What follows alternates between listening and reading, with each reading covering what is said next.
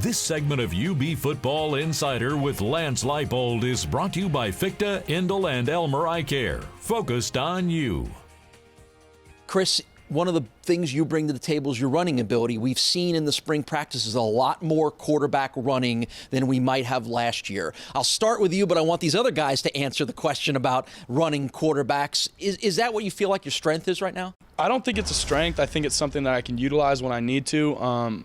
As a quarterback, I always want to say that the strength of my play is my arm and my mind and the ability to read a defense and pick a defense apart and just go down the field and score touchdowns. So if I need to use my legs, then I will, but I want to be able to sling the rock and do whatever I can to help the team win. So.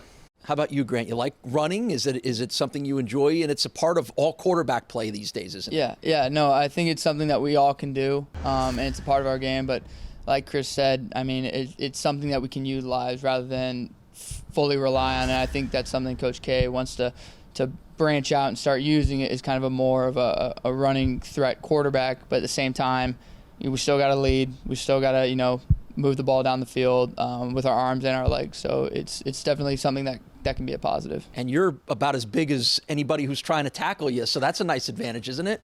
Yeah, it's nice, but I agree with them too. It's just a part of the game that we're using to throw defenses off, but it's not the main thing we're trying to do. All right, a couple of questions that I'm going to let all you guys chime in on here. Who of the three of you asks the most questions in meetings? Merch. Definitely merch.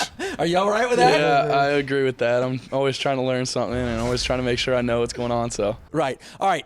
You guys we mentioned playing behind Joe and learning behind Joe. Joe was sort of the elder statesman, for lack of a better word, sort of the dad of the team. So who's got that job now? Grant's definitely the dad. He has a nice little jacket he wears. Nice little dad headphones. So he's definitely taking over. I have a nice little leather bomber jacket. That old school that I wear, so makes me look very dad-like. Are you okay with that, Grant? Are you okay being the old guy of the group? Yeah, no, I mean, I've kind of gotten used to it. I mean, ever since my official, my host was younger than I was, and I'm 22, and I'm one of the older guys on the team, so I just kind of embraced the old man kind of stereotype. So it's been okay with me. Yeah. Right. All right. And then this question goes to quarterbacks all the time. Which receiver on this team always comes back to the huddle and says, I'm open, throw me the ball? Lisa. There was no hesitation there, was there? No, definitely not. He always wants the ball in his hands, and it's a negative and a positive because he's always in your ear, but it's somebody who wants the ball. So. All right, and to wrap all this up, you guys are friends. You get along well. We can see that clearly. But there's a competition here. Every one of you guys wants to be the starter. Only one of them is going to be that. How do you guys juggle that desire for you individually with the fact that you're buddies and you're a group together? I think we just look at it as we're not competing with each other, but just competing with ourselves every day, just going out and trying to get ourselves better. Not so much just looking at what the other person, how they threw that pass or how they did that. It's just more so about ourselves. Chris? Yeah, I agree with Tyree. We try not to focus on each other. We try to focus on ourselves, and we can learn from each other in every rep. But at the same time, we're not saying, "Oh, that was a better throw than I made." You're just focusing on what you can do to get better and how well you can play each day.